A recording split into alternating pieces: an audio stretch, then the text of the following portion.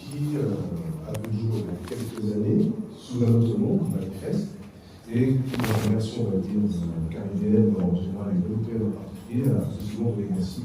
Donc, si vous voulez, on aura le temps d'échanger sur cette exposition, sur ce long projet. Et aujourd'hui, l'une des déclinaisons de cette manifestation, de cette exposition, c'est cette opportunité de table ronde, d'échange avec des experts sur la question de la place des femmes dans un monde post-colonial, mais dans un monde aussi colonial, et d'aborder la question de la richesse de notre patrimoine et de notre devenir. Donc cette table ronde, cet échange qui s'intitule Femmes en résistance, le savoir en héritage, a vraiment pour objectif de lancer une réflexion, de proposer un échange avec des personnes qui ont un véritable message, une véritable transmission d'informations, de données, de sentiments, de ressentiments à transmettre, à partager en tout cas avec vous. Donc je vais laisser la parole à Flora Sénégal qui va se présenter et qui va être la modératrice de cette table. Merci. Merci beaucoup, David. Alors, bonsoir à toutes et tous. Bienvenue à cette table ronde qui s'intitule Femmes en résistance, les savoirs en héritage. Je suis très heureuse d'animer cette table ronde qui est un sujet à la fois historique, culturel et éminemment politique. David vient de le dire, cette table ronde s'inscrit dans la programmation du mois des mémoires du Conseil départemental. Et la thématique de ce mois des mémoires qui a été retenue cette année est mémoire en partage, créer, transmettre et réparer. Cette table ronde, elle s'inscrit également dans le cadre d'un projet européen, LEAP, Legacy in Progress, qui ambitionne de transformer les perspectives sur l'histoire et les héritages post-coloniaux. L'objectif de ce programme européen est de contribuer à déconstruire les schémas de domination encore à l'œuvre et d'ouvrir la voie à de nouvelles narrations plus inclusives, plus justes et également plus féministes. Ce programme européen favorise le dialogue entre les disciplines en mettant en relation à la fois la recherche et la création, avec pour objectif de repenser ensemble, précisément, ces héritages post-coloniaux.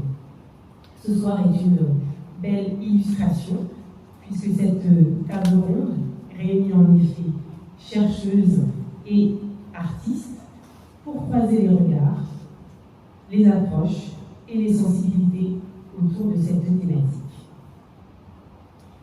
Cette discussion va s'inscrire dans un cadre et dans un mouvement plus large, un mouvement qui vise à revaloriser les mémoires invisibilisées. Il ne s'agit pas seulement de rendre hommage aux femmes du passé, mais de reconnaître la portée politique de leur savoir qui ont permis à ces femmes, aux femmes, de s'affirmer comme actrices de leur propre histoire. Nous verrons comment ces savoirs hérités, loin d'être figés, deviennent des outils de résistance, de revendication et d'émancipation. À travers les échanges de ce soir, nous souhaitons penser les formes de résistance à partir de l'agentivité et à partir des subjectivités, et plus particulièrement à partir d'expériences situées de femmes qui sont au cœur de ces héritages. Alors, concernant le déroulé de la table ronde, je vous propose que nous fassions un premier temps d'échange avec les intervenants, que je vais présenter dans quelques instants, et puis nous poursuivrons ces échanges avec les questions du public. Alors, nous allons tout de suite débuter ces échanges avec Clara Palmiste. Bonsoir. Clara Palmiste, vous êtes historienne, spécialiste de l'histoire des femmes et du genre. Vos recherches s'intéressent également aux formes de sociabilité et aux mobilisations féminines aux Antilles à la fin du XIXe siècle et au début du XXe siècle.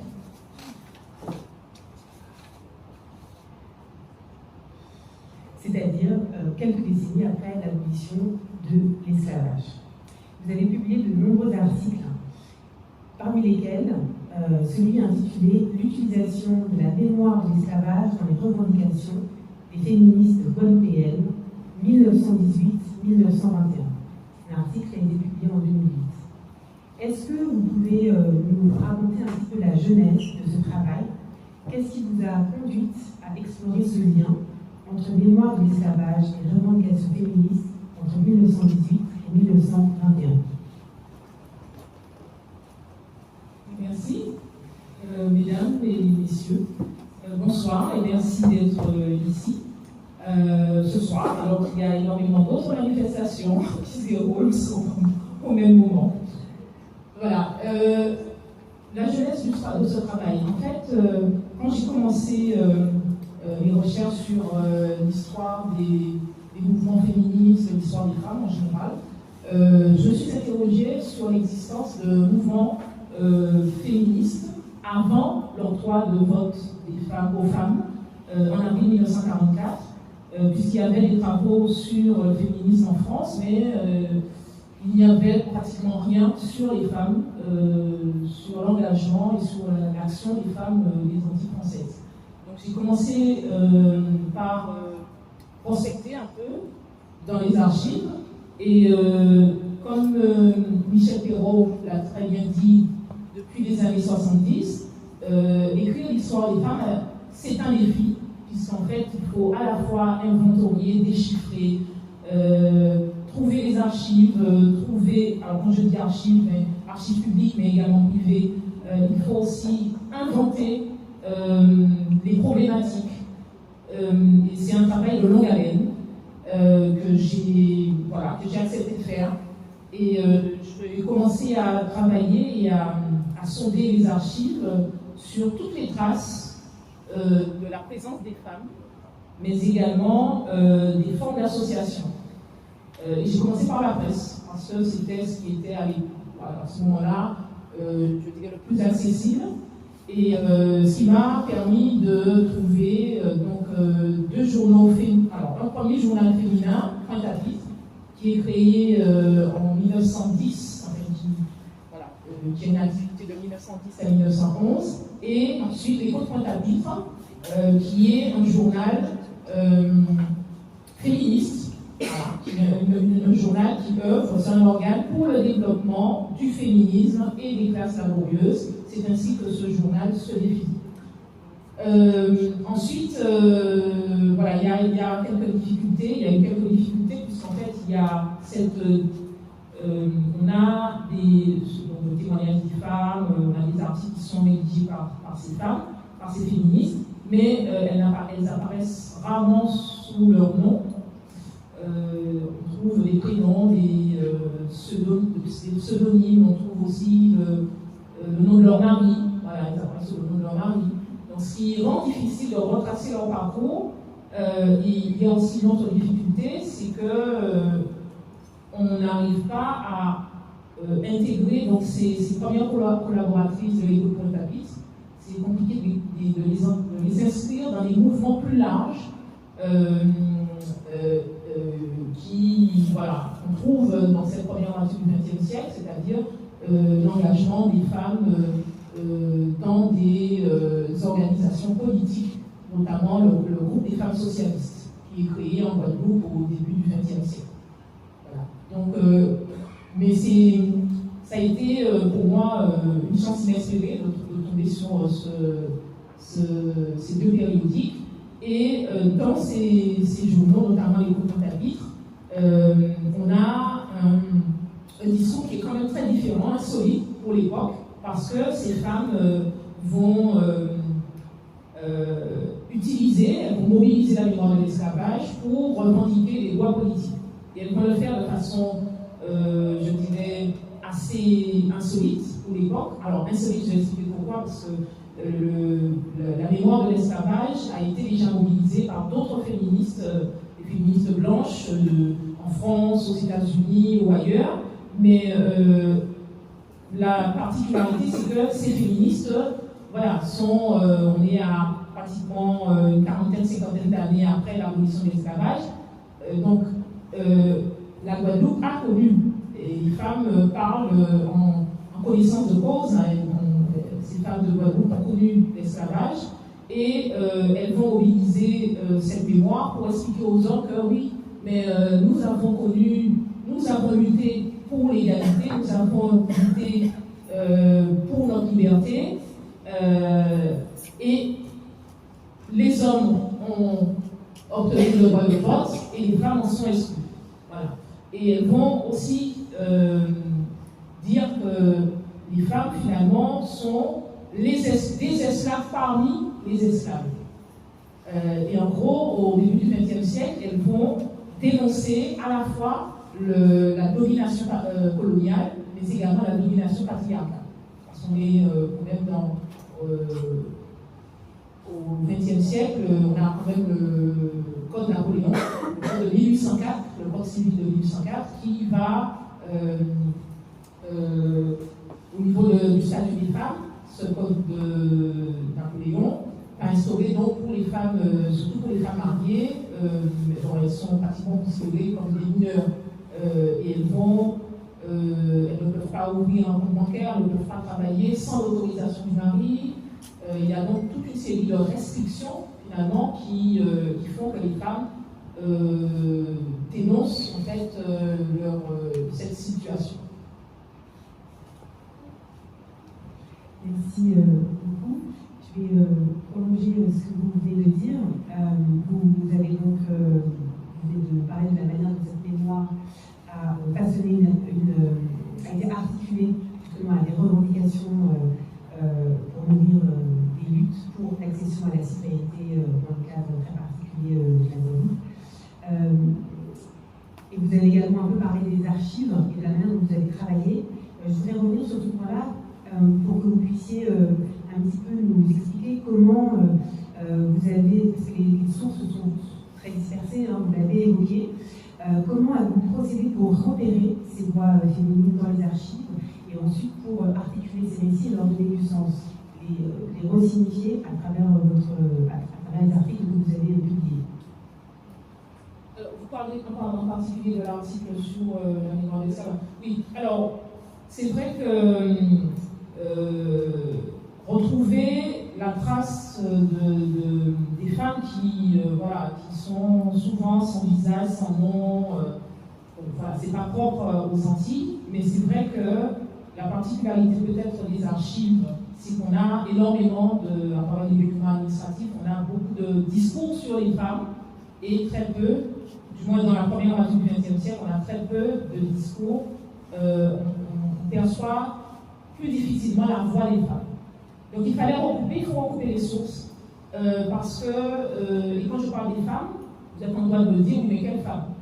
Parce que toutes les classes sociales ne sont pas forcément représentées. Et peut-être la particularité des archives, c'est qu'on a des catégories de femmes qui sont complètement invisibilisées. Ça, c'est le propre des archives.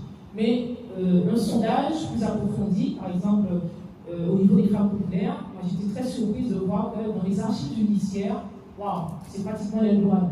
Dans les archives judiciaires, on a la voix des femmes. Elles témoignent lors de procès. Alors il faut quand même avec beaucoup d'attention, beaucoup de prudence, analyser ces témoignages, parce qu'elles passent, leur voix passe par le filtre des greffiers, des fonctionnaires qui sont là pour recueillir leurs témoignages. Et on a des choses quand même assez intéressantes. On voit par exemple, elles témoignent en créole, bien entendu. Le greffier ou le fonctionnaire se charge de la traduction. Et dans cette traduction, on trouve quand même des quelques mots en créole. Je ne me rappelle pas de ces mots, mais c'était très marrant de voir que c'était traduit en français, mais il y avait quand même ça avec le discours, le témoignage avait gardé quand même quelques étaient de mots en créole. Et qui montre aussi que les femmes, elles parlent dans le cadre de procès, on leur demande de se défendre, on leur demande de justifier leur situation. Et on a énormément d'informations que les historiens arrivent à utiliser pour comprendre un petit peu la situation de ces femmes qui finalement, dans d'autres sources d'archives, sont complètement invisibilisées. On a par exemple le cas des femmes immigrées, les femmes immigrées, par contre, c'est vrai qu'on a beaucoup plus de mal. pour le XXe siècle, en dehors peut-être de la documentation concernant leur naturalisation, la naturalisation des Indiens à la fin du XIXe et celle des Africains aussi. En dehors de cela, peut-être dans quelques registres sur les habitations. Mais bon, les habitations familiales, elles finissent par disparaître progressivement à la fin du XIXe siècle parce qu'elles sont supplantées par les usines centrales qui, à partir de 1860, organisent le travail dans le milieu de l'industrie sucrière, organisent le travail différemment. Voilà, excusez-moi, juste une précision. La source orale est une source aussi très intéressante parce que, en fonction de l'époque, on sait qu'on est une société quand même de l'oralité et on sait qu'il y a une tradition orale qui est ininterrompue aux Antilles et on le voit notamment, je donne un exemple, les savoirs médicinaux des matrones. Ces savoirs-là, on sait que ces savoirs-là se sont maintenus jusqu'au XXe siècle. Il y a une très belle thèse de Paola Lavra, c'est une chercheuse qui a fait sa thèse à l'Université des Antilles, qui a travaillé sur enfanter en Martinique les savoirs des matrones au savoir hospitalier. Enfin bref, elle fait le lien entre le basculement entre la gestion de l'accouchement par les matrones à une gestion plus médicalisée. Et donc ces matrones, par exemple dans les années 40, dans les sous judiciaires, on les voit parce qu'elles sont, elles sont dans des procès parce que le métier est interdit. Et malgré tout, elles exercent. Elles le font notamment dans les campagnes, dans les lieux les plus insolites. On a des dossiers complets de cet exercice soi-disant illégal, mais qui se fait quand même, avec des précisions également sur d'autres savoirs, mais qui sont formalisés dans les dossiers, dans les procès, de façon assez particulière. Donc, il y a des descriptions, il y a des détails, mais qu'il faut par la suite recouper avec d'autres choses qu'on trouve notamment dans la presse, etc. Merci. Et troisième question, avant de passer la parole à Marie-Lina Mouillot. Comment cette mémoire, que vous avez donc mis en lumière à travers notamment ces sources que vous avez évoquées, comment cette mémoire a-t-elle contribué à façonner une identité féminine et politique très spécifique au Guadeloupe? Alors, c'est vrai qu'avec les Côtes Pointe-à-Pitre, avec dans ces deux journaux, dont l'un d'eux qui se dit donc féministe, on a une entrée en politique beaucoup plus précoce en Guadeloupe qu'en Martinique. Les femmes en Guadeloupe vont s'engager en politique dès le début du XXe siècle, et je dirais même avant, parce qu'elles sont présentes dans pratiquement tous les événements révolutionnaires, toutes les manifestations pour ponctuer la vie politique de la Guadeloupe, ce qui fait dire justement à un certain monsieur Erlas, qui est président de la Fédération mutualiste, il dit qu'en Guadeloupe, sans les femmes, pas de politique. Donc les femmes en Guadeloupe ont intégré non seulement des associations, mais également des organisations politiques, dont le Parti socialiste. En fait, elles ont profité de cette brèche au début du XXe siècle, au moment de l'émergence du Parti socialiste. Le Parti socialiste, dont le chef de file est Légitimus, qui va, comme l'a bien souligné Jean-Pierre Sainton dans sa thèse des nègres en politique, qui va inciter la population noire à intégrer la politique, à former les syndicats, à lutter et à rejoindre les rangs en fait, du Parti socialiste pour revendiquer leurs droits.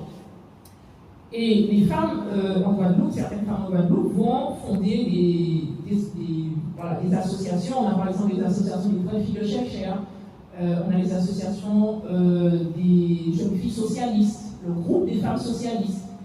toutes ces associations sont dans le giron du Parti socialiste. Et donc les femmes vont militer, elles vont suivre les campagnes organisées par le Parti socialiste, mais elles vont aussi militer pour à la fois, on a par exemple des cas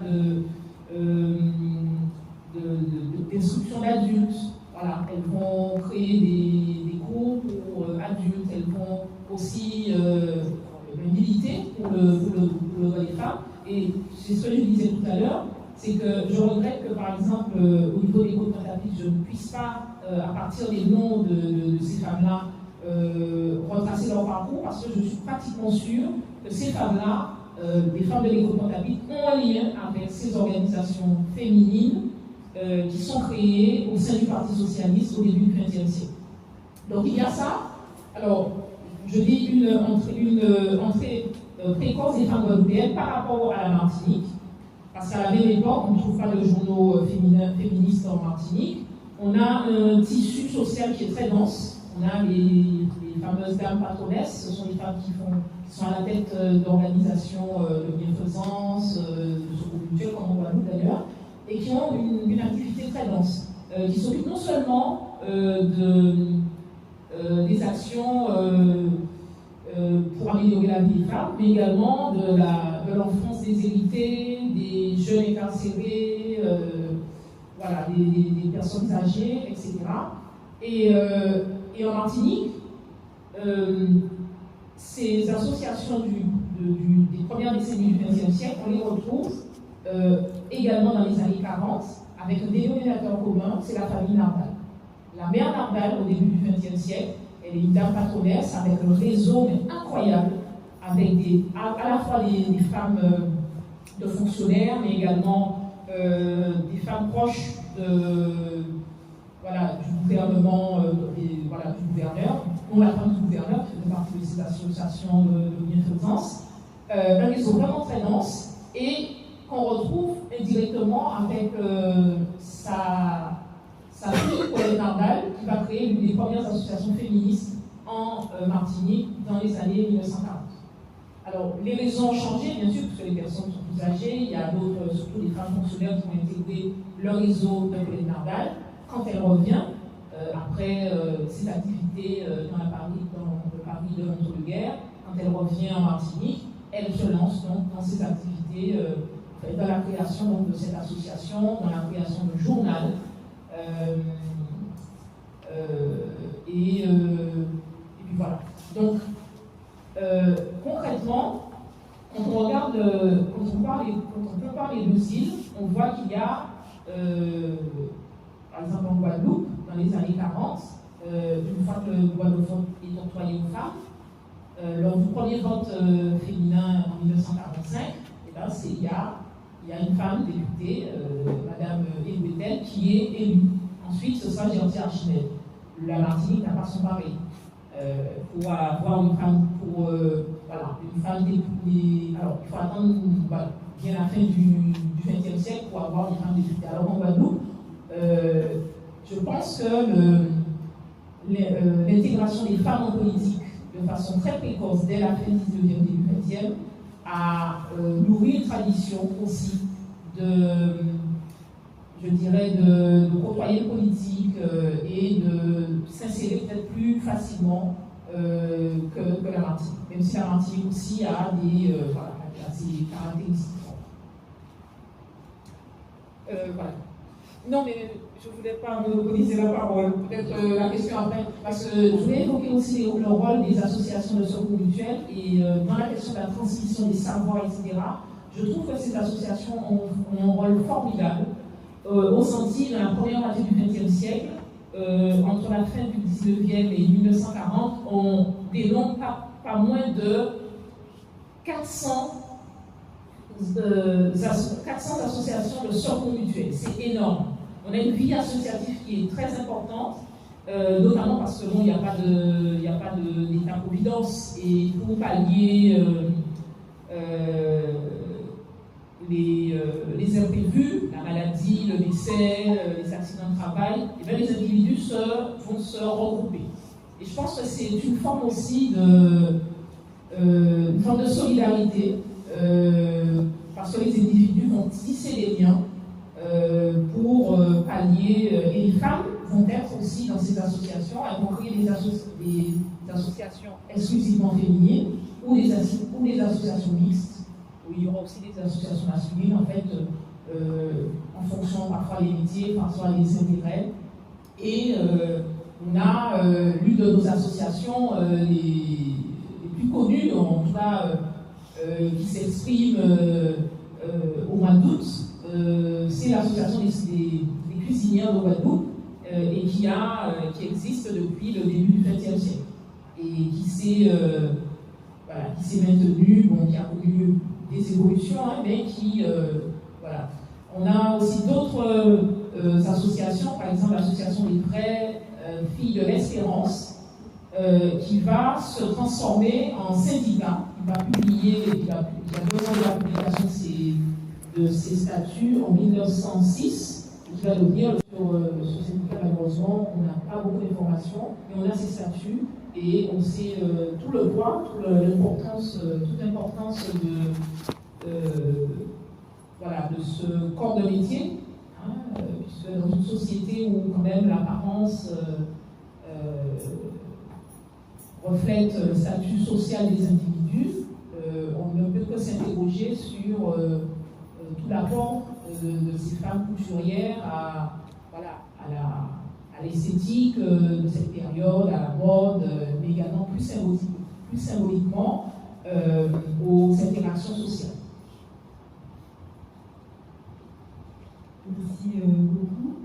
On a bien compris comment justement la mémoire de l'esclavage a pu forger une conscience à la fois politique et à la fois féministe dans ce début du XXe siècle, et que vous travaillez donc, sur une période entre 1918 et 1921. J'ai trouvé ça intéressant pour faire le lien et pour donner la parole à Marie-Hélène Luneau. 1918, c'est l'année de naissance de Mansoso. Mansoso qui est une figure incontournable du Croca, donc nous allons maintenant évoquer. Donc Marie-Hélène Luneau, tu es historienne, tu es également artiste, et tu as écrit plusieurs ouvrages sur l'histoire du Croca. Dans ton livre intitulé Mansoso, une histoire du Croca en Guadeloupe, qui a été publié en 2014 aux éditions Jazor, tu explores la trajectoire à la fois singulière de Mansoso et en même temps tu mets en lumière tout un héritage culturel. Est-ce que tu peux nous dire, en quelques mots, qui était Mansoso et pourquoi c'était pour toi très important de retracer son parcours, de retracer son histoire? Si tu veux, tu pourras également évoquer les sources et la manière dont tu as travaillé pour reconstituer l'histoire de Mansoso. Bonsoir. Donc, pour parler de l'histoire de Mansoso, en tout cas de l'histoire de Mansoso, il faut déjà que je dise que le premier travail que j'ai fait sur le Croca porte sur les chansons et politiques. Et je me suis rendu compte en fait qu'il n'y avait pas d'autrice compositrice.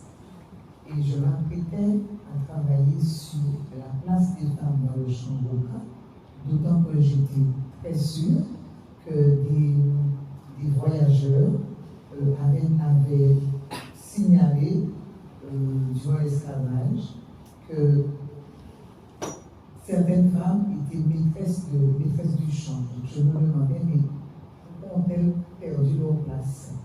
Et au moment où je m'apprêtais à le faire, j'ai reçu donc la commande de l'éditeur, l'édition Jazor, pour faire un travail sur Mansoso. Je trouvais que cette commande tombait bien à propos, parce que Mansoso, c'était donc une femme qui réunissait tous les gens du groupe. Tous les gens du groupe, de toute génération. Quand je dis les gens du groupe, je parle des acteurs directs, ils cambiaient, chantaient, dansaient, etc. Mais aussi les gens qui aimaient le groupe, les gens qui cherchaient à connaître le groupe, les gens qui étaient de passage ici. Chez Mansoso, c'était un lieu, une maison incontournable. Donc, pour travailler faire un travail sur Mansoso, j'ai éprouvé une première difficulté, c'est que je rentrais dans son intimité. c'était une femme que je connaissais, j'allais chez elle, j'ai eu l'occasion chez elle, on allait au niveau chez elle, mais elle ne m'avait jamais parlé de sa vie. Donc c'était difficile pour moi parce que j'avais vraiment l'impression de m'initier dans sa vie privée. Je crois que ça a été la première difficulté pour moi. J'ai dû donc affronter cette, je ne sais pas, cette contrainte, je dirais. Mais j'ai rencontré une autre contrainte quand j'ai pu dépasser celle-là. J'ai rencontré une autre contrainte, c'est celle de la situation des sources. Les sources ne sont pas répertoriées, les sources sont privées, donc il faut faire un travail de terrain. Et le travail de terrain, j'ai pu le faire parce que mon source s'est prêté au jeu. Le premier terrain que j'ai exploré, ça a été son terrain, son propre terrain, puisque je suis partie de son propre témoignage. Mais j'ai élaboré donc le questionnaire et les grandes thématiques à partir de tout ce qu'elle a mis à ma disposition. Quand je dis tout ce qu'elle a mis à ma disposition, ce sont principalement ces 5 albums photos. Elle m'a mis ces 5 albums photos, elle m'a dit bon, Lina, je sais plus bien. Elle m'a mis ces 5 albums photos à sa disposition et elle a accepté que je vienne chez elle pendant, je crois, 6 mois. J'ai eu l'occasion de dormir chez elle, de dormir avec elle, de lever avec elle, préparer à manger, parce que je voulais à la fois montrer qu'elle était une femme de son temps, mais je la ressentais comme une femme d'aujourd'hui. Et là, je voulais véritablement sentir cette chose-là. En tout cas, j'ai pu faire un travail de terrain en partant de son témoignage, mais en confrontant son témoignage aussi avec ceux de son entourage familial, amical et musical.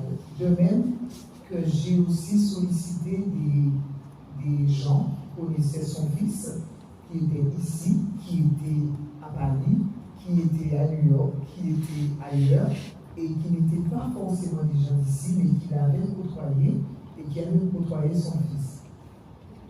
Oui, Biconquête. Oui, c'est vrai, je veux dire. Biconquête. Et donc, alors Biconquête, c'est un chanteur très réputé, hein, et c'est le premier chanteur, le premier artiste du Boca qui a été connu à l'international. Voilà. Donc, j'ai pu faire ce travail grâce à la bienveillance de mon socio, grâce à la bienveillance de sa famille, mais aussi grâce à son entourage qui, je pense, n'attendait que ça. Voilà. Tu parles de mon socio, peut-être pour restituer celles qui n'ont pas forcément cette biographie de mon socio en tête. À quel moment de sa vie arrive ce travail que tu fais? Et est-ce que mon socio a facilement accepté de s'ouvrir et de transmettre ses connaissances et ses savoirs? Oui, alors en fait, ce travail arrive à la fin de sa vie. Puisque mon socio, elle est morte, elle avait donc 99 ans, elle est née en 1918, et ce travail date de 2014. Donc il arrive à la fin de sa vie, mais tant mieux, parce que ce travail, c'est comme une sorte de bilan. C'est comme un bilan non seulement de sa vie de femme Boca, mais de sa vie de femme Gros. Et je crois qu'en ce sens, elle a énormément à apporter on va dire aux jeunes générations, aux plus jeunes en tout cas comme moi, et aux jeunes qui sont plus jeunes que moi. Parce que mon socio, ce n'est pas seulement une femme du Boca, mais c'est aussi une femme Gros.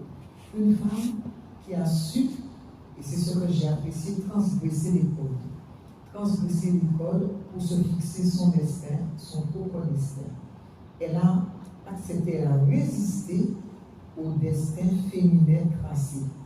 Le destin féminin tracé, au temps de mon socio, c'était donc avoir un mari et rester avec son mari à tout prix. Là, elle a dit non. Et c'est la raison pour laquelle, dans le livre, il y a donc un chapitre qui s'appelle, que j'ai intitulé D'amour en amour jusqu'au bout. Parce qu'elle n'a pas hésité à changer de partenaire parce qu'elle ne se sentait pas bien.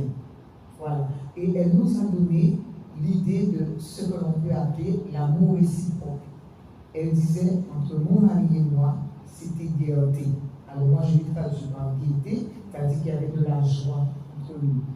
Quand mon mari et moi, nous communiquions, quand nous avons un projet commun, quand l'un disait à Haché, l'autre disait poupée.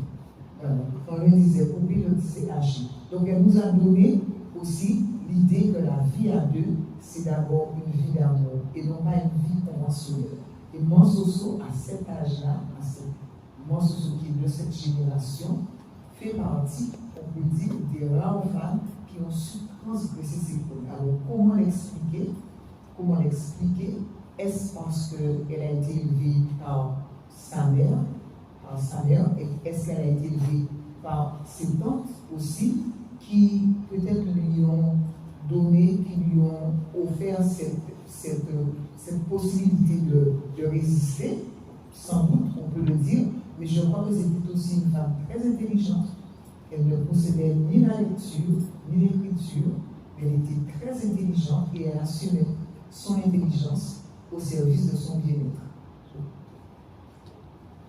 Tu viens d'évoquer le fait qu'elle ne possédait ni l'écriture, ni la lecture, mais tu as une anecdote, enfin qui est une forme de signification que tu voulais évoquer, qui va faire écho peut-être à ce qui a été dit par Clara Féministe précédemment. Oui, alors Soso s'intéressait énormément à la politique. Elle fait partie des femmes, alors elle ne faisait pas partie d'une association, voilà, elle n'entre pas dans ce cadre-là, mais elle s'intéressait énormément à la politique, elle allait aux conférences. Et elle n'était pas la seule. Les femmes d'ici allaient aux conférences. Voilà, ça venait bien après les campagnes électorales. Et la première fois qu'elle a voté, c'était en 1945, pour les élections municipales, elle a dû apposer sa signature, avec non pas sa signature, mais son empreinte digitale. Et elle a dit plus jamais, je veux apprendre à écrire pour signer mon nom pour les élections. Parce que pour elle, voter, c'était une forme d'émancipation. Voter, c'était une manière de s'affirmer. Alors elle a appris, avec sa fille, elle a appris à dessiner son nom. Elle le dessinait parce que de toute façon, elle ne possédait pas les lettres, et c'est le seul mot qu'elle savait écrire. Elle signait BAC, comme son nom, B-A-C-H. Et sur le livre, au début, alors, la première fois que nous avons présenté l'ouvrage, elle a tenu à poser sa signature sur les ouvrages qui ont été achetés par le premier lecteur. Et elle a posé sa signature aussi pour moi et sur le contrat que nous avons signé aussi avec l'éditeur. Donc voilà une femme, moi je dis, qui est vraiment ouverte, et puis qui a une idée d'émancipation. Voilà, c'était ça. Elle avait vraiment cette idée-là, d'émancipation politique, d'émancipation sociale, d'émancipation aussi au niveau de la vie conjugale. Alors j'ai évoqué tout à l'heure que tu es historienne, mais tu es aussi artiste, chanteuse, danseuse, porteuse de la tradition Broca. Et tu fais partie d'un groupe qui s'appelle Femme Kika, qui est le seul groupe de Broca traditionnel composé uniquement de femmes. Est-ce que tu peux nous raconter pourquoi est-ce que vous avez créé ce groupe et dans quelle filiation vous êtes situé pour créer ce groupe de femmes? Oui, alors déjà, ce n'est pas le premier groupe qui a été créé. Le tout premier en Guadeloupe, c'est le groupe Bois-Kibel qui s'est créé avec 4 femmes dans la région de Basse-Terre. Mais je crois que ce qui fait la particularité de Funkika, alors le groupe s'appelle Funkika, ce qui fait sa particularité, c'est qu'il a été créé avec des femmes, par des femmes. Le management, et c'est un management féminin, la direction artistique et collégiale est assurée par des femmes.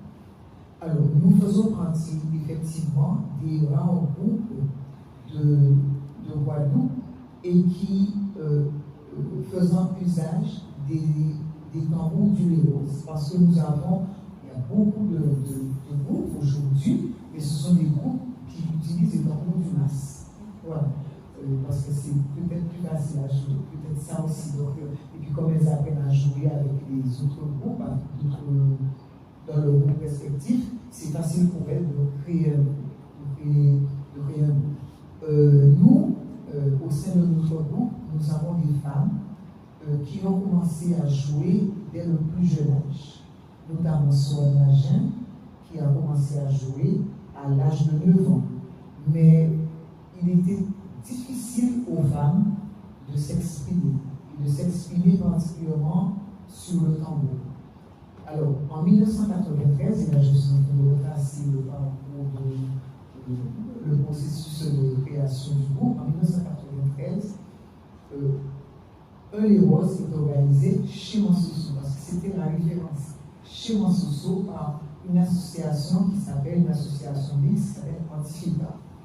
Un des roses consacré aux femmes, qui s'appelle les roses enfants. En 2007, nous avons décidé, je faisais partie de ce groupe-là, de remettre ça. Et le groupe Formika, c'est un groupe qui a su profiter de cette opportunité. Parce que le Les Roses, c'est suivi d'un concert inattendu. Parce que le Les Roses s'est déroulé avec des femmes, mais surtout des femmes que nous avions piochées ça et là. Il n'y avait pas de groupe constitué. Et des organisateurs de spectacle de Paris et de passage, ils ont pensé que le groupe était constitué. Et quand ils nous ont proposé de jouer à le festival de Paris, le festival de Jazz, je crois, là on ne peut pas nous reculer. Et quand nous sommes revenus, donc la première libre s'appelait Akamansoso. Ensuite, nous l'avons appelé Formika. Quand on nous demande ce que ça veut dire, ça ne veut au départ, ça ne veut absolument rien dire. Nous avons créé l'association et puis nous avions oublié de la nommer. Et au moment de partir, on se dit, on ne l'a pas nommée. Et l'une d'entre nous dit, ah ben tu peux dire Formika. Voilà, c'est comme ça. Mais Formika, ça veut dire, nous, après, nous lui avons donné du sens. Nous avons dit, non, ce sont les femmes qui font. Mais maintenant, je dis, ce sont les femmes qui s'entendent. Parce que nous arrivons justement à faire de notre groupe, et c'est sans doute ce qui nous fait durer, puisque nous datons de 2007. Bon, la date de création c'est 2007. Ce sont les femmes qui s'entendent pour diriger leur groupe de manière collégiale. Et je reste convaincu que c'est ce qui nous fait durer. Voilà. Merci Marie-Lina. Peut-être dernière question. L'univers du Conca est un univers très masculin. Comment a été accueillie cette démarche de créer un groupe de femmes? Parce que les femmes étaient plutôt cantonnées au chant ou à la danse, mais là il y a aussi au tambour, enfin toutes les fonctions du Conca sont occupées par les femmes. Comment ça a été accueilli dans le monde du Conca? Alors nous avons pensé qu'il avait été accueilli favorablement jusqu'à l'année 2018. Nous avons eu un incident, quelqu'un a refusé de chanter alors que les femmes étaient assises sur le tambour. Donc, voilà. Donc, nous avions pensé que nous étions soutenus, parce que nous étions soutenus par la plupart des gens du Conca et par des acteurs majeurs. Mais tout compte fait, peut-être que c'était juste de la tolérance. Et là, nous disons pas de tolérance. Nous ne voulons pas de tolérance. Nous sommes suffisamment mûrs pour porter notre patrimoine qui est aussi le nôtre. Donc, lorsqu'on nous demande si on nous accepte, nous disons, mais maintenant, on ne sait pas. Nous savons que nous faisons parce que le Conca nous appartient aussi. Voilà. Ce qui est intéressant, c'est à la fois de voir à quel point finalement ça reste quelque chose de subversif pratiquement que de créer et que d'être dans cette dynamique et de pouvoir un petit peu faire valoir ses savoirs en tant que femme et entre femmes dans un milieu qui est essentiellement composé par les hommes. Néanmoins, ce groupe perdure, existe toujours et mûrit avec les années et porte donc cette filiation avec Mansoso, pour revenir à notre sujet. Et surtout, ce que je trouve intéressant, c'est de voir comment les savoirs que tu as peut-être reçus de Mansoso, finalement, ont trouvé aussi un écho et peut-être aussi un élan dans la formation de ce groupe, puisque si j'ai bien compris, Mansozo est un peu une figure tutélaire de ce groupe et que vous vous inscrivez dans cette filiation. Cette filiation, je me tourne vers toi, Magali Bovetti, tu es artiste, et nous allons en parler, puisqu'il y a aussi cette question de la filiation qui est importante dans le travail, et qu'on va explorer avec une perspective un tout petit peu différente. Donc Magali Bovetti, tu es artiste, tu enseignes également à l'Université de Valenciennes, dans un master en humanité numérique. Et l'une de tes œuvres est actuellement présentée au Fonds d'art contemporain, à Saint-Claude, dans le cadre de l'exposition Legacy, Construire de nouveaux ici. C'est une œuvre en réalité virtuelle, avec des témoignages audio. Et donc, pour celles et ceux qui n'ont pas encore eu la chance d'aller au Fonds d'art contemporain pour voir cette exposition qui vient de faire hier, il y a encore le temps pour aller la voir, est-ce que tu peux commencer par nous décrire ton installation immersive qui s'intitule Explain me what you know, if it doesn't bother you. Comment se présente cette installation et pourquoi ce titre? Bonsoir tout le monde. Tout d'abord, je voudrais juste voir si clarifier une petite chose. Si on parle de réalité virtuelle, réalité augmentée, est-ce que vous savez quelle est la différence ou pas du tout? Non. Ok. Alors, la réalité augmentée, c'est quand on va ajouter des objets 3D dans un environnement grâce à un support qui va être un smartphone ou une tablette. Et la réalité virtuelle, en fait, on est immergé directement grâce à un casque, donc on ne voit pas normalement l'extérieur, on est vraiment dans un environnement qui n'est pas la réalité.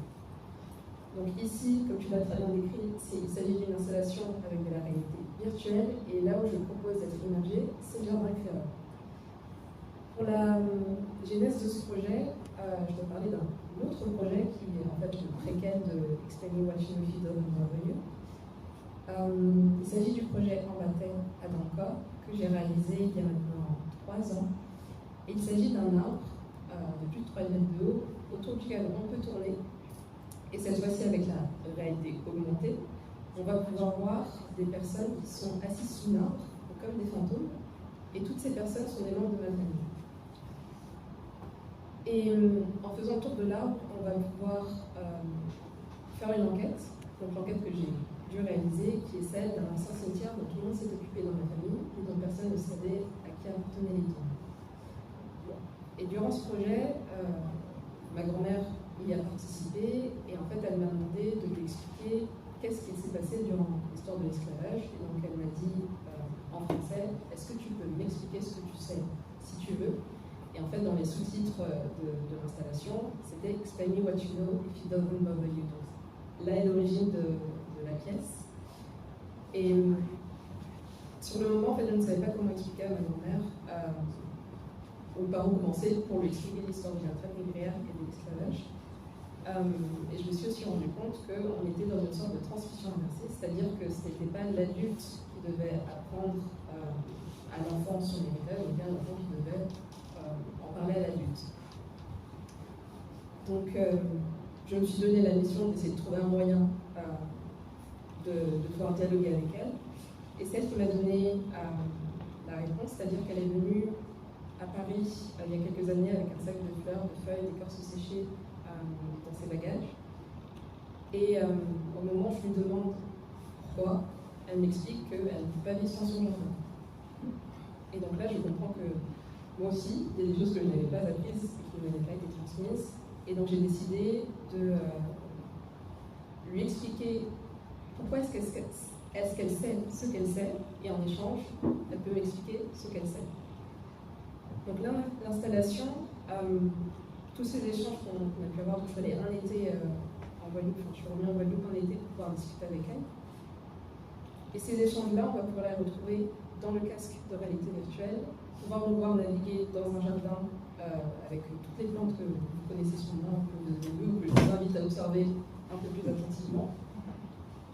Et cette transmission dont tu parlais des matrones qui avaient du coup tout ce savoir, pour moi ça a été la manière de lui faire comprendre que ce qu'elle sait, c'est limite de l'ordre du miracle si elle le sait. que c'est quelque chose qui a été tellement interdit. Enfin, il y a eu de nombreuses ordonnances qui interdisaient à une personne réduite en esclavage d'utiliser ne serait-ce qu'un seul remède pour se soigner, à l'exception de la morsure de serpent. Et donc, il est intéressant pour moi de lui apporter ces éléments pour lui faire comprendre que oui, mamie, tu sais des choses et en plus, c'est important que tu les saches. En plus de l'installation, j'ai compris qu'il était important de matérialiser ce savoir. Car vous l'expliquez, il y a beaucoup de choses qui sont transmises par oralité. Mais quand on parle de certaines générations, et notamment la mienne, c'est-à-dire que je ne suis pas née en Guadeloupe, je suis née dans l'Hexagone, si deux personnes ne sont pas l'une à côté de l'autre pour pouvoir échanger, comment est-ce que cette oralité peut se faire? Et donc dans l'installation, on a en plus de cette expérience d'autres objets, notamment un jeu de domino qui a été revisité et qui permet de retrouver certaines recettes de plantes que ma grand-mère m'a transmises et d'autres que j'ai pu trouver grâce au réseau Tramil et d'autres chercheurs biologiques et scientifiques qui ont fait un travail de fond et de recherche pour pouvoir récupérer l'ensemble des savoirs vernaculaires qui existent dans la Caraïbe. Et donc on est à la fois sur cette dimension virtuelle et physique, car je pense toujours aux générations futures. Si, moi je considère qu'il y a déjà une coupure de par un océan, qu'adviendra-t-il de tout ce qu'on va perdre au fur et à mesure. Donc utiliser ces objets numériques, c'est à la fois une manière pour moi de les contourner, les détourner de leur usage originel, qui est généralement pour du divertissement, du jeu vidéo. Et comme j'explique souvent, j'adore le divertissement, j'adore le jeu vidéo, mais est-ce qu'il ne serait pas intéressant de pouvoir les détourner à des formes de transmission? Et c'est ce que je propose dans l'installation. Merci beaucoup. Alors, pour revenir un petit peu sur vos processus créatifs, et notamment l'œuvre qui est donc exposée au fond d'art contemporain, comment est-ce que tu travailles? On a évoqué avec les historiennes les sources et la manière, la difficulté qu'il peut y avoir à les retrouver la parole. Je ne sais pas, comment est-ce que toi tu travailles? Est-ce que tu t'appuies sur des archives? Est-ce que tu t'appuies sur les récits d'Avignon? Tu as évoqué là les échanges que tu as pu avoir avec ta grand-mère. Comment est-ce que tu travailles en amont de la création? Comment est-ce que tu puises, où est-ce que tu vas puiser le savoir que tu vas ensuite mobiliser dans les œuvres que tu crées, notamment dans celles qui sont la contemporaine? Alors, il y a plusieurs axes. Il y a en effet la partie interview. Donc, je vais beaucoup interroger les membres de ma famille, je vais poser beaucoup de questions et j'espère qu'ils m'aiment toujours, parce que je pose énormément de questions. C'est déjà, ça me permet en fait de faire une sorte d'archive familiale, car ça n'a pas été possible pour les générations précédentes, alors que nous on a énormément d'outils pour le faire, donc je suis très active dans cette idée de créer des archives, qu'elles soient sonores, écrites, visuelles, et notamment j'utilise un procédé qui s'appelle la photogrammétrie, qui permet de prendre, en fait on prend un objet sous tous les angles, avec un appareil photo ou avec un téléphone, ce qui nous permet de le reconstruire en 3D. Ce qui fait qu'aujourd'hui, j'ai plusieurs membres de ma famille en 3D que je pourrais très bien les imprimer en 3D plus tard et dire écoutez, on a une collection de statues de toute la famille et peut-être dans 300 ans, 200 ans, quelqu'un parlera c'était petit Magali.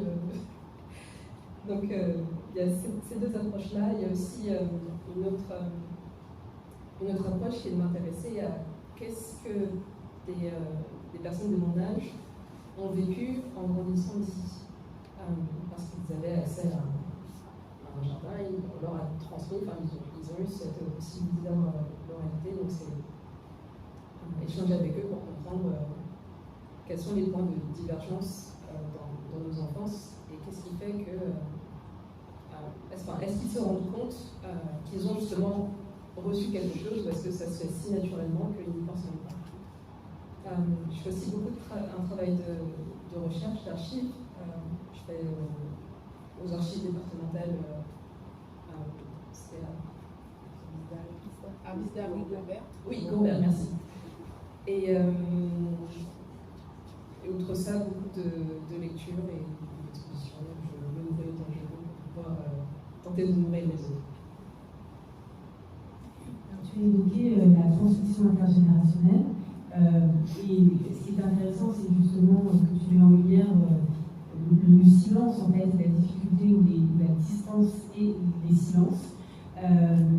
Tu as aussi évoqué le fait que la technologie te permet justement de poser une réflexion sur cette question de la transmission, qui est très stimulante, je trouve, puisque tu parles aussi de cette transmission inversée. Est-ce que justement tu peux nous en dire un peu plus sur la manière dont tu utilises cette technologie pour développer une réflexion sur cette transmission intergénérationnelle? Alors, je vais peut-être partir sur le fait que j'enseigne à l'université, et ce que j'enseigne, c'est justement la réalité augmentée et la réalité virtuelle. Et ce que j'essaye d'amener les étudiants à faire, c'est justement de hacker ces outils-là. Donc de vraiment se les approprier pour ne pas reproduire un modèle qui est uniquement commercial, mais de bien leur dire, écoutez, en fait, vous avez des outils formidables avec lesquels vous avez le droit de créer des archives ou justement de créer des moyens de communication qui sont originaux et de vraiment penser à qu'est-ce qu'ils aimeraient pouvoir, eux, transmettre à leur famille ou à des générations futures. Et pour ma part, ça a été du coup toute cette constitution de penser l'outil, par exemple en Matéa.com.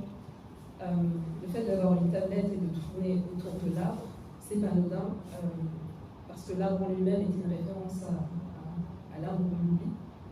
Donc un arbre autour duquel les personnes qui ont été réduites en esclavage auraient dû, selon le mythe ou la légende, tourner plusieurs fois pour oublier leur racine, oublier d'où elles venaient. Et même si elles n'ont pas fait le tour de cet arbre, c'est ce qu'on leur a forcé à faire. Et là, la technologie fait faire à l'utilisateur de la pièce le tour de l'arbre inconsciemment. Donc il y avait aussi ce côté de prendre les contraintes de l'outil, de les détourner de manière à créer de nouveaux rituels, si je peux dire. Merci beaucoup. Alors, j'ai perdu la notion du temps. Donc, moi, j'ai encore des questions à vous poser, mais peut-être qu'il est temps d'ouvrir cet échange avec vous, public. Est-ce qu'il y a dans la salle des questions?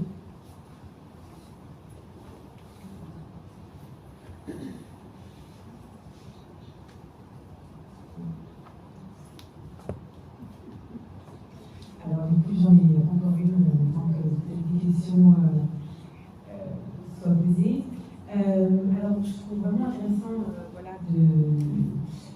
ce parcours que nous avons fait, puisque nous avons finalement évoqué différentes formes de transmission et aussi la manière dont les savoirs peuvent être différemment mobilisés. On a vu que les savoirs peuvent être mobilisés à des fins politiques, d'organisation politique et d'associations pour créer des liens de solidarité. On a parlé de ces groupes de femmes. On a parlé aussi avec toi, Marie-Léna, de la manière dont le savoir a pu stimuler aussi à la fois la création. Et ce que je trouve aussi intéressant dans ton parcours, c'est que tu as transformé ce savoir à la fois dans une direction qui est plutôt scientifique, en écrivant des livres et en voulant peut-être consigner un peu cette histoire, et en même temps, dans ta pratique artistique, ces savoirs ont également nourri ta création. Et là, on vient de voir un autre aspect de la transmission, quand la transmission ne se fait pas directement. Et je trouve intéressant ces mises en regard et ces mises en parallèle. On voit que les savoirs ne sont pas des savoirs figés, et qu'ils finalement, qu'on les reçoive directement ou pas directement, ils nous transforment aussi. Il y a un processus de transformation. Tu as parlé de cette transmission à rebours, finalement, qui se fait dans l'autre sens. La question que je vous pose, c'est justement dans quelle dans quelle mesure ces savoirs ont cette capacité de se transformer et de nous transformer et d'impacter finalement nos vies encore aujourd'hui. J'ai pensé par exemple aux Allemands, à pas mal des associations, par exemple de femmes, vous l'avez écouté tout à l'heure, les solidarités qui se sont créées autour des associations, ça peut être les Roses, qui est aussi un espace de solidarité, qui est aussi un espace où des savoirs sont transmis, avec des codifications très particulières. Qu'est-ce que tu veux dire quelques mots là-dessus? Tout à fait. C'est-à-dire que dans Soso organisait énormément de nuances, parce que c'était une manière pour elle d'arrondir ses fins. C'est vraiment un des fins économiques. Mais ce roses nous a permis aussi de comprendre que ce que c'était que l'entraide, ce que c'est que la circulation des énergies aussi entre des gens différents qui se retrouvent dans un même événement. Et moi, Soso aussi, elle a eu une idée et qui n'a pas été suivie, mais qui peut-être augure de l'avenir du rose. Elle a créé une Casa des Roses, moi je l'appelle une Casa des Roses. Ce qui nous permet de dire en fait que Mansoso est à la fois gardienne de tradition et passeuse de savoir. Et les deux rôles se conjuguent dans cette Casa des Roses. Alors c'était un abri en tôle où elle organisait ses roses à l'intérieur. Alors peut-être qu'il va falloir un jour que nous passions du roses au plein air ou les roses en salle. Parce que peut-être qu'avec toutes les contraintes juridiques, etc., peut-être qu'un jour on ne pourra pas organiser des roses en plein air. Peut-être que Mansoso a peut-être été avant-gardiste et elle a été avant-gardiste, d'autant que je crois que nous avons besoin de continuer à organiser des roses parce que c'est un endroit, un lieu où les gens sont en communion. Et c'est un espace intergénérationnel et qui fait notre force. Voilà. Ah oui, alors sur les formes de solidarité à travers les associations, alors il faut dire que, alors c'est très intéressant de voir que, en général, et je crois qu'il y a une étude qui a été faite là-dessus dans les années 2000, sur les formes de participation, alors les formes d'intégration des femmes à la politique. Et cette étude avait montré, je crois que c'est même une thèse, qui avait montré que beaucoup de femmes sont passées d'abord par des associations avant d'intégrer la sphère politique. Et je pense que c'est peut-être sur nos territoires, c'est très significatif, c'est que l'action des femmes est pensée comme une action pour l'intérêt général. Les femmes vont s'investir dans le social, dans l'entraide. Par la suite, elles vont peut-être intégrer la sphère politique. Alors c'est intéressant, mais en même temps ça pose problème. C'est que on est quand même sur des territoires, comme Martinique, où malgré la loi sur la parité de 2000, il y a quand même une présence féminine qui est moindre dans les instances. Mais en même temps, voilà, nos sociétés ne sont pas arrivées, voilà, elles ne sont pas à leur fin, FIN, et que les chances sont en train de se réélaborer. Il y a effectivement de plus en plus de femmes qui s'investissent en politique, en Guadeloupe, en Martinique, même si, en fin de compte, au sein des partis politiques, elles sont très rarement en tête de liste. Elles sont sur les listes, mais elles ne sont pas en tête de liste. Et ça pose parfois problème, parce que finalement, la sphère politique reste encore une sphère qui est où les femmes ne sont pas suffisamment représentées. Mais peut-être qu'il faut le voir d'un autre œil et penser que quand elles s'investissent, quand les femmes s'investissent en politique, ça se pose aussi d'autres questions. On s'est toujours demandé, oui, mais si les femmes étaient qu'est-ce que ça changerait? Et je pense que oui, il y aurait des changements. Parce que il y a cet intérêt, il y a aussi cette implication, cette recherche aussi voilà, ce travail autour de l'intérêt public, l'intérêt commun, et peut-être des aspects qu'on a toujours reprochés aux femmes. Oui, elles sont trop altruistes, oui, elles s'occupent, voilà, elles s'occupent des autres un peu plus, mais peut-être ces atouts-là seraient une force en politique, ajoutée à d'autres compétences que les femmes ont justement elles ont acquises tout au long d'une histoire où malgré leur marginalisation, malgré leur exclusion, les femmes sont restées finalement, je dirais bien debout, et voilà, par divers biais, elles sont quand même présentes en politique. Alors, on a parlé au début, j'ai évoqué au début de la table ronde une des ambitions du projet qui est de contribuer à écrire et à proposer de nouvelles narrations. Est-ce que dans ton travail, Magali, cette question-là ou cette chose qui t'importe de contribuer justement à proposer d'autres récits? Oui, absolument, même très particulièrement. Parce que toutes les histoires personnelles constituent l'histoire avec un grand H.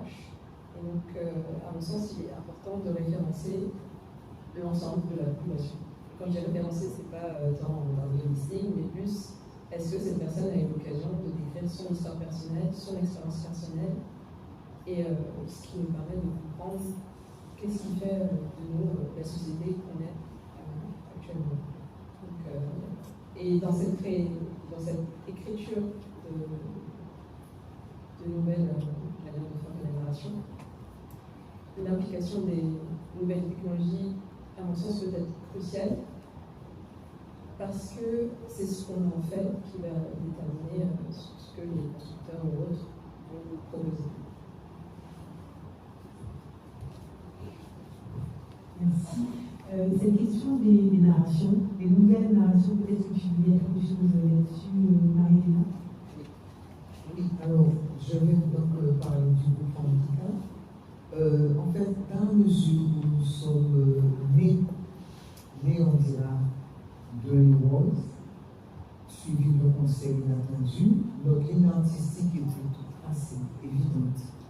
Nous reprenions les chants du Rose, on sortait les chants de la savane et on les faisait monter sur scène. Mais nous avons choisi de travailler sur des chansons inconnues, parce qu'on chante toujours les mêmes, alors qu'il y a sur des acteurs inconnus aussi, sur des nouveaux acteurs. Et nous avons élargi notre palette au programme. Et nous chantons aussi en tant que femmes, en tant que Guadeloupéennes, en tant que patriotes. Nous avons un répertoire ciblé par rapport à cela. Pour ma part, c'est une nouvelle narration dans le groupe.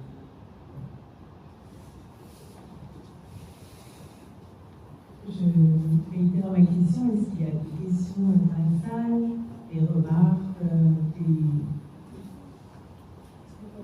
Bonsoir, ma question s'adresse à dans tes œuvres, tu as une grande part de matérialité dans les installations, une part importante aussi bien dans le virtuel que dans le côté tangible.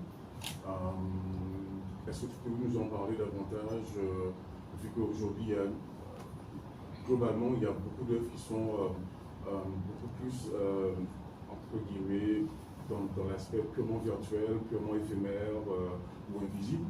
Et toi, en tant que jeune plasticienne, comment tu vis ce positionnement? Parce qu'on voit que c'est clairement marqué dans tes installations. C'est parce que je pense beaucoup à l'obsolescence de ces outils-là. C'est-à-dire qu'une technologie, ça va vite. La réalité augmentée, il y a 3 ans, c'était hyper tendance, aujourd'hui c'est has-been, par exemple. Et il y a vraiment ce côté de, même si c'est hyper intéressant à utiliser et qu'il y a vraiment beaucoup de choses à faire, comment est-ce qu'on conserve ces expériences-là? Et il y a très peu de lieux qui le font. Il y a beaucoup, là plutôt côté œuvre d'art, il y a beaucoup d'œuvres qui ne sont plus montrables parce que la technologie va trop vite, on n'a pas toujours les moyens de mettre à jour les choses, etc. Donc pour moi, il est important d'avoir une complémentarité, donc c'est pas un backup, c'est vraiment une notion de complémentarité entre les éléments physiques et les éléments virtuels pour que si l'un n'existe plus, il y aura toujours l'un ou l'autre pour le rattraper. Et aussi, pour moi, c'est une manière de convoquer tous les sens possibles. Dans les installations, on est souvent aussi amené à toucher les choses, à entendre des choses, à voir des choses. Donc c'est vraiment activer le plus de sens possible pour aussi avoir une mémoire plus complète de l'expérience que vous avez.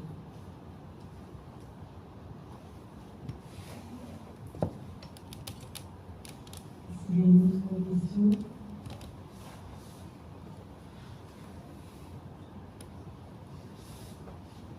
Partage d'expérience, réflexion sur la transition, savoir vivre. Je vais m'adresser à la dame. Marielle sur la droite.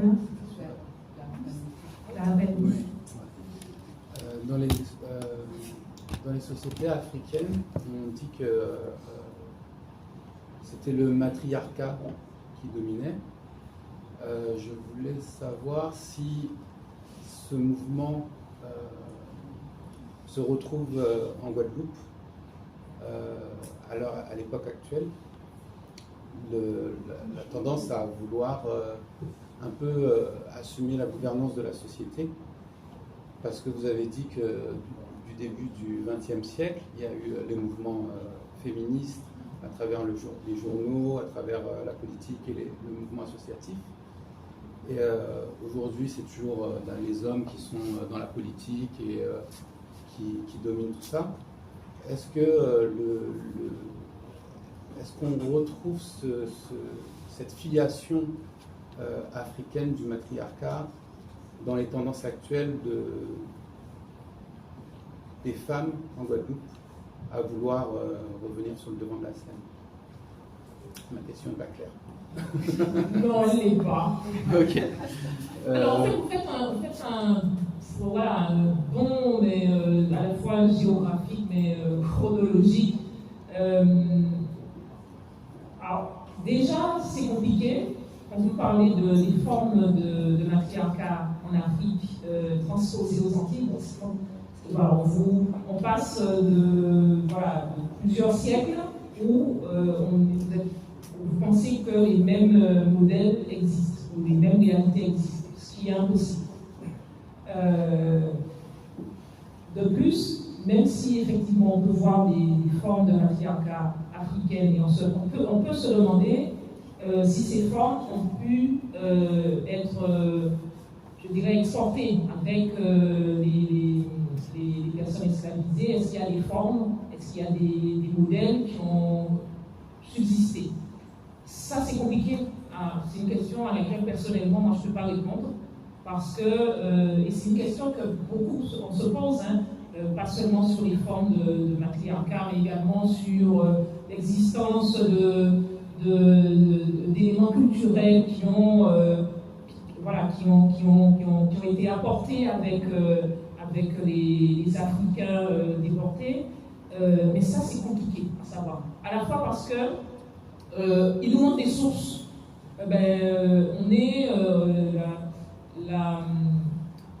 L'économie plantationnaire est une économie où l'individu est là et il faut qu'il soit exploité, il est exploité, et il y a, au niveau des sources, on a des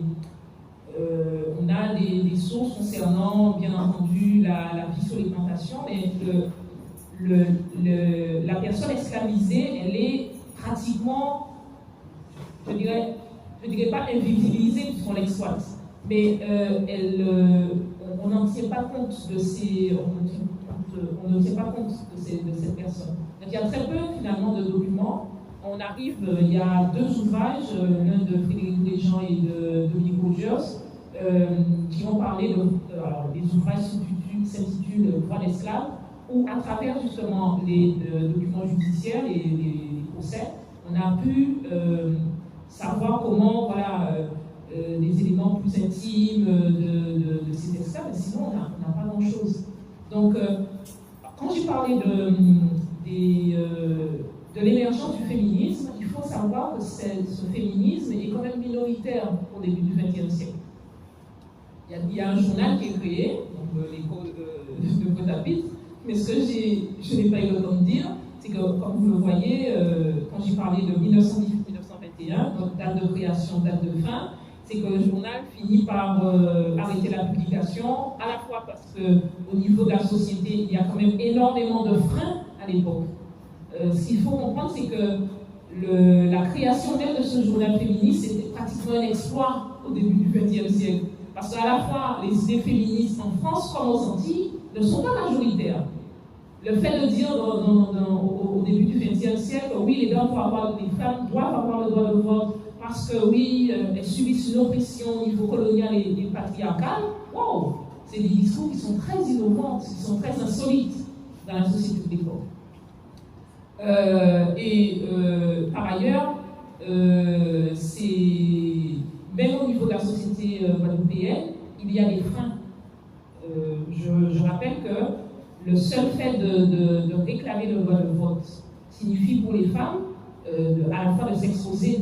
Et beaucoup de femmes, c'est pour ça que dans la plupart des articles des journaux, que ce soit des journaux féministes ou d'autres journaux de l'époque, les femmes ne signent pas par leur nom de famille, elles signent par des prénoms, par des pseudonymes, etc.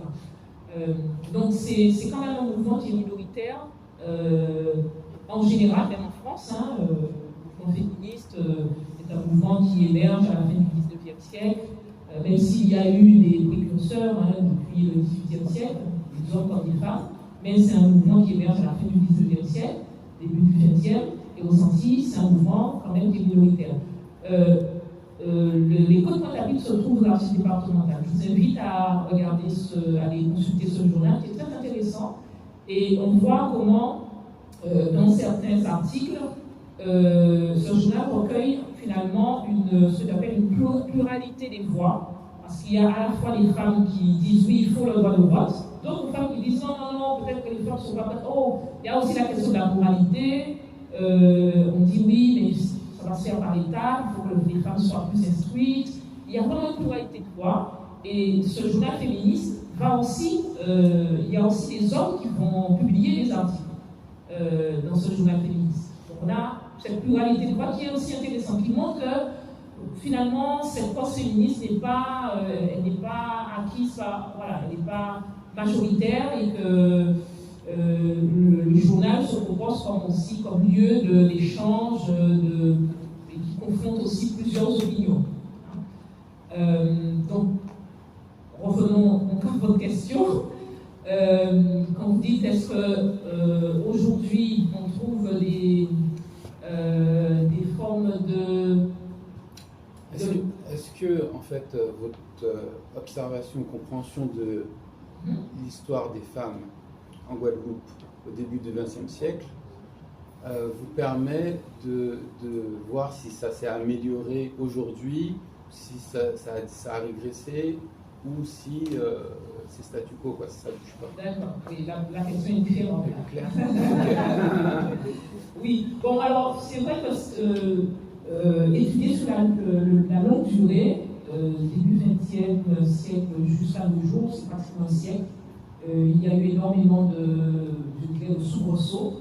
Depuis, alors, en 1944, les femmes obtiennent le droit de vote. Elles sont donc éligibles et elles peuvent voter. Il y a les deux aspects. Elles vont intégrer progressivement, mais très vite, elles vont comprendre que le droit de vote ne suppose pas l'égalité. L'égalité, elle ne va pas être acquise seulement avec le droit de vote. donc il y a une forme il y aura des luttes tout au long de la deuxième moitié du XXe siècle, à travers notamment un journal très intéressant qu'on trouve aussi aux archives départementales qui s'appelle Madras. C'est un journal qui va être publié à partir des années 60 et qui jusqu'aux années 97 existe, est publié, et qui va montrer comment les féministes de Guadeloupe vont adapter leur discours aussi après la départementalisation, quand elles sont confrontées aussi, parce que malgré la départementalisation, on a quand même des lois sociales qui sont appliquées très tardivement, et comment ces féministes vont s'impliquer dans, dans les problèmes sociaux, les problèmes économiques et politiques en Guadeloupe. Ensuite, avec la loi sur la parité, comment les partis politiques finalement vont s'arranger pour qu'il y ait 50% d'hommes, 50% de femmes, mais finalement la tête de liste est souvent un homme, ce qui fait qu'on a une structure politique qui... je dirais qu'il y a quand même des choses qui ont changé, puisqu'il y a des femmes qui ont intégré la politique, les femmes ont le droit de voter et d'être éligibles, mais il y a encore des freins. Il y a encore des freins en Guadeloupe, mais je suppose aussi ailleurs, des freins qui font que les femmes se lancent peut-être moins facilement en politique. Je pense qu'il y a des contraintes qui ont à voir aussi avec la façon dont qui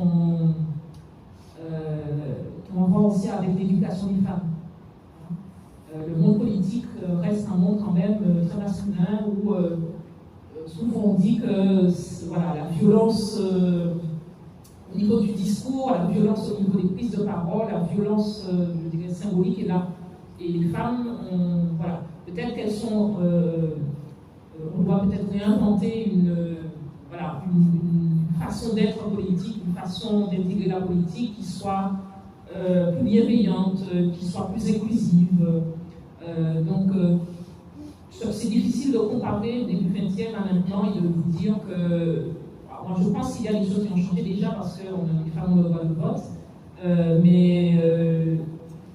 est-ce que individuellement, la relation des femmes aux politiques, c'est compliqué. Il faudrait peut-être une enquête plus large, une enquête de terrain plus large pour comprendre si, finalement, si les femmes ont gagné le pari de dire que oui, on a le droit de vote et que ça peut être un choix de notre part, se lancer en politique, de se lancer en politique. J'ai répondu à votre question. Oui, très bien. Merci. Est-ce qu'il y a une dernière question? Oui. C'est pas une question, c'est juste pour un petit apport. Le président je suis de passage ici, je viens du Bénin. Je suis de passage ici dans le cadre de notre projet. Je salue Marie-Hélène, avec qui on prépare une conférence ensemble. Donc c'est pour apporter juste une précision à Magali, qui a parlé de l'art de l'oubli comme un mythe qui a existé. Mais je suis venu du Bénin, je peux te confirmer que cet art a existé. Merci. Et l'emplacement existe encore. Donc quand tu viens au Bénin, tu vas à Ouida, là où l'esclave passe par là. Maintenant, ce rituel de tourner autour de l'arbre, l'effet que ça devrait avoir sur les esclaves, je ne sais pas si ça a marché. Parce que quand je constate, je vois ce qui se passe ici aujourd'hui, je pense que notre culture, les esclaves n'ont pas oublié réellement d'où ils venaient, parce qu'ils sont venus avec leur culture, les savoir-faire qui font, dont les vestis se voient partout ici en Guadeloupe, par exemple. Donc, l'effet, moi je pense que l'effet n'a pas fonctionné, mais l'arbre a existé réellement. C'était juste mon rapport. Merci beaucoup. Peut-être qu'on va encore cette précision, et peut-être que c'est une belle manière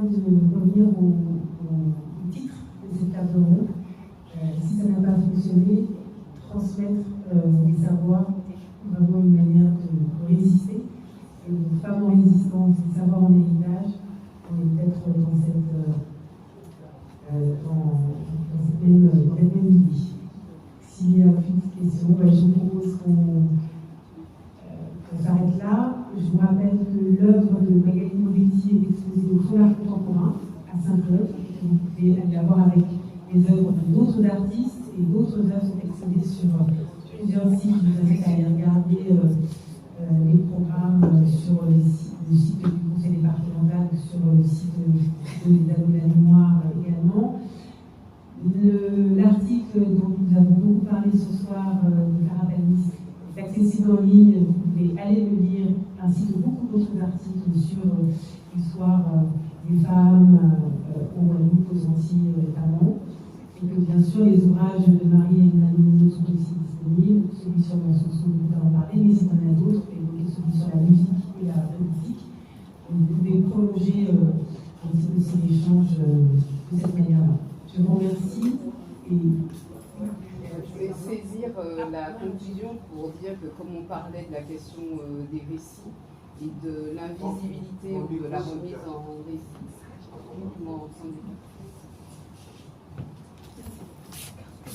merci. Non, bonsoir. Je vais saisir le temps de cette conclusion, puisque comme on parlait des récits, de leur invisibilisation ou de leur remise en récit, je tiens à rappeler que dans le cadre de cette programmation, effectivement, l'exposition continue au Fonds d'art contemporain, à Beau Soleil à Saint-Claude, au FAC, au Fort d'Elbrès pour l'œuvre de Bongo, et qu'il y a un très beau film de Sylvaine Dampierre qui sera donc projeté à la Ramée, donc mercredi 7 à 18h30, et comment aussi quelque part tous les mots et toute cette oralité qu'on a convoquée revient sous d'autres formes et d'autres supports, et tout le travail de recherche qu'elle a pu faire, et l'écho aussi avec les archives départementales et d'autres ouvrages, je pense notamment à faire de la parole d'escape, voilà, exactement. Absolument. Et parole de femme et liberté, on va retrouver Famkika au musée de Gare-Claire mercredi 26 à 18h30. Et l'installation Parole de Nègre,